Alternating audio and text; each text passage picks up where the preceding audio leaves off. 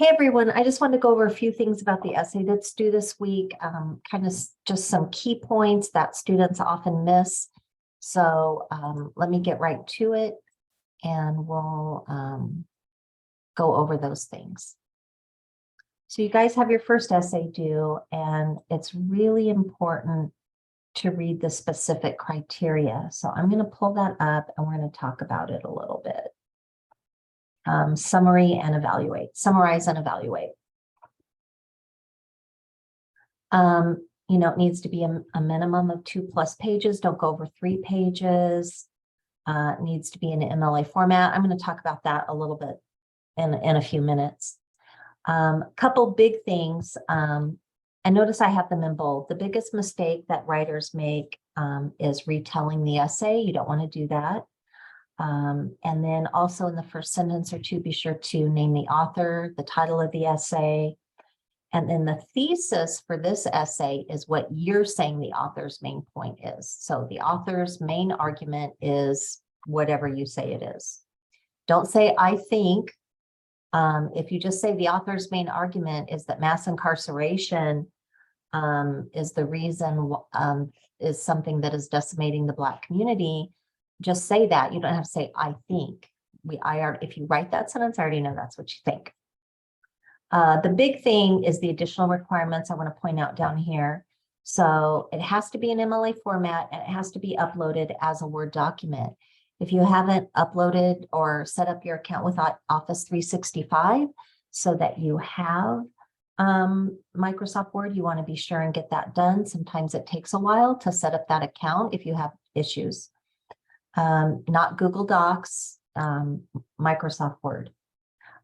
Use academic voice. Read in the modules about academic voice, but you don't use you don't use I, you don't even need to use we. If you say, we have a problem in this country regarding mass incarceration, you can say America has a problem, or people, or society. So avoid those types of pronouns. Use present tense. The author argues, not the author argued. Minimum of 2 quotes, no more than 5. Make sure you document your citations correctly. Include the page number. So this is the breakdown of how the essay is graded. And I think it's always important to look at the grading rubric so you know where points are coming from. It kind of demystifies the grading process. So sentence mechanics, if you've got a pattern of grammar, you're going to lose points in that section. If you don't develop your paragraphs, if your paragraphs are 1 or 2 sentences, you're going to lose points in that area. So it's good to look at those, and you can view the longer description. So it says, the discussion is developed in each paragraph with relevant and sufficient details and specific examples. An effort is made to analyze the author's points rather than simply repeat them. And so you want to go over the grading rubric and make sure you're clear about that. The other thing I wanted to show you is the MLA area that has a lot of resources. The OWL resources from Purdue are super helpful, and you can look up all kinds of information there. The quote sandwich, how do you use quotes? Make sure that your quotes don't stand alone. A quote should never be its own sentence. It should be integrated into the writing. So you want to read about that. There's a basic downloadable template. Like if you're having trouble, you can just click on that. You can download the template and then insert your own information. You would download it up here, and then you can insert your own information. Don't forget to read the sample student sample that I posted in the modules. Where's that?